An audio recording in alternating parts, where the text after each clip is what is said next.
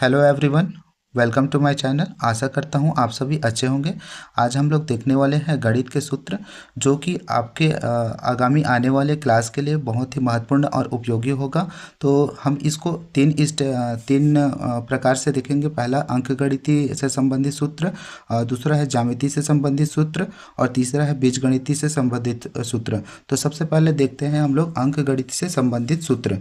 तो पहला सूत्र है आप लोगों का प्रतिशत। तो प्रतिशत को समझने के लिए परसेंटेज, तो ये क्या देख सकते हैं यहाँ पे, ये दो शब्दों से मिलकर बना हुआ है, प्रति धन शत।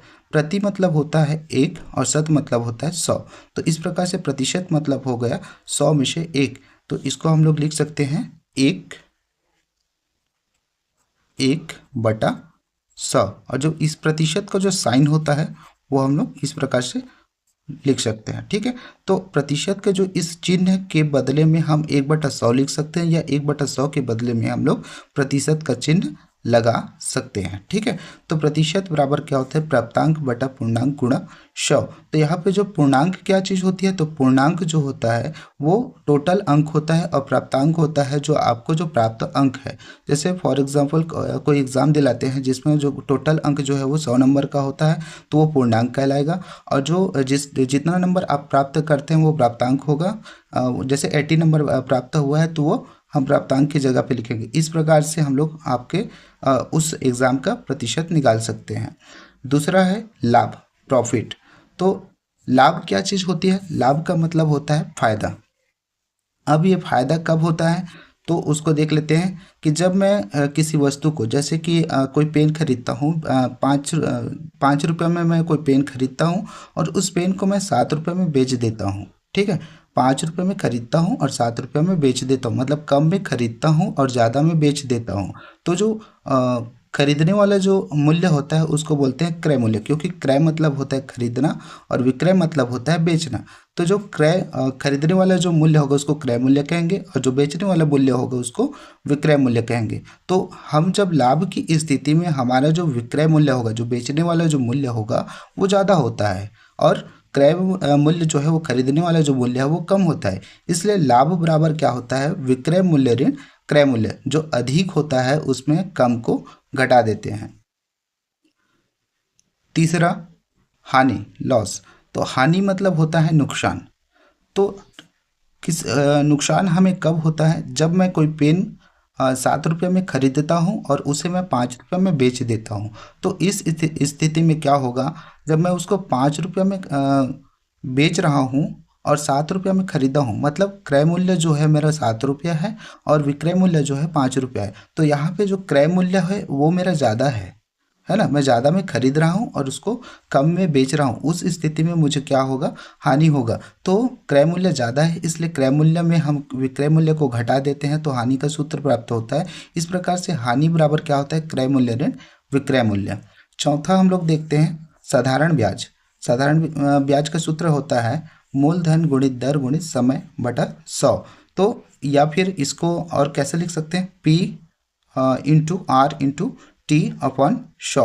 तो ये क्या है, P मतलब होता है principal, R rate, T time. तो इस प्रकार से हम लोग साधारण ब्याज निकाल सकते हैं।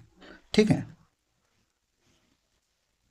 साथ ही साथ में ये मिश्र धन में निकाल सकते हैं। मिश्र धन का सूत्र होता है मूलधन धन ब्याज। ब्याज ये वही है जो साधारण ब्याज ही है, सिंपल इंटरेस्ट, और मूलधन प्रिंसिपल, ये दोनों को जोड़ते हैं। जोड़ने पर हमें प्राप्त होता है मिश्र धन, अमाउंट प्राप्त होता है। दूसरा हम देखेंगे ज्यामिति, ज्योमेट्री के सूत्र। तो इसके अंतर्गत विभिन्न प्रकार के आकृतियां आते हैं जिनका क्षेत्रफल परिमाप हम निकालते हैं। तो पहला हम लोग देखेंगे आयत का क्षेत्रफल बराबर होता है लंबाई गुणा चौड़ाई।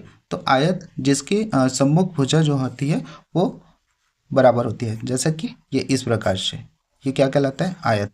ये वाला जो भुजा है वो इस भुजा के बराबर होगा और ये वाला जो भुजा है वो इस भुजा के बराबर होगा। ठीक है, और दूसरा देख लेते हैं वर्ग का क्षेत्रफल।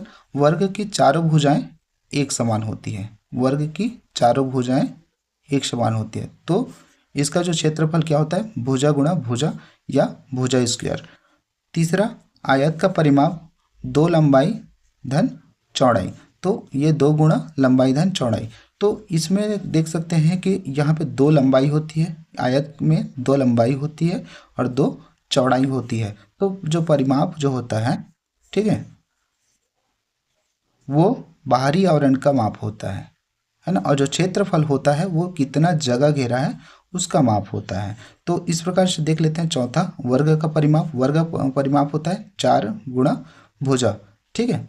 तो ये चारों भुजा एक जैसे एक समान होता है, तो बाहरी आवरण का माप, परिमाप बाहरी आवरण का माप है। तो कितना भुजा है यहाँ पे, 4 भुजा है, इसलिए हम लोग भुजा को 4 से गुणा किए। तो क्या मिला हमें, वर्ग का परिमाप 4 गुणा भुजा।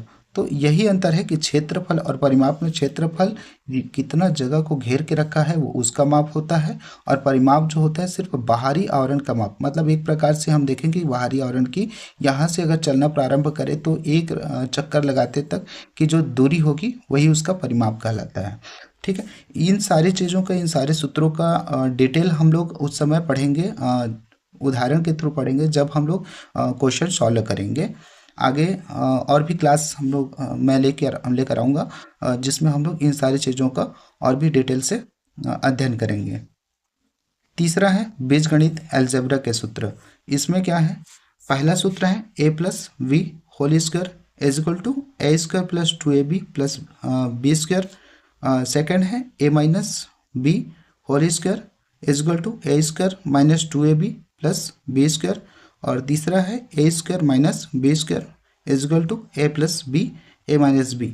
यहाँ पे देख सकते हैं ये जो A plus B whole square, इसका सूत्र जो है वो ए स्क्वायर, ए का स्क्वायर है और बी का स्क्वायर है, और 2 दोनों ए और बी। ऐसे ही देख सकते हैं ये दोनों में प्लस है तो दोनों जगह प्लस है, ठीक है।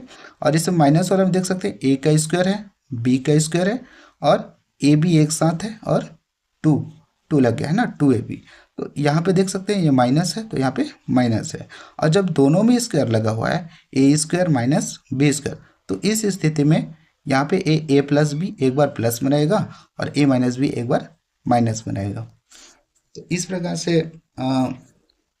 इन सूत्रों का उपयोग हम लोग आगे जब गणित बनाएंगे क्लास में तो देखेंगे, और ये हमारे लिए बहुत ही महत्वपूर्ण है और उपयोगी होगा।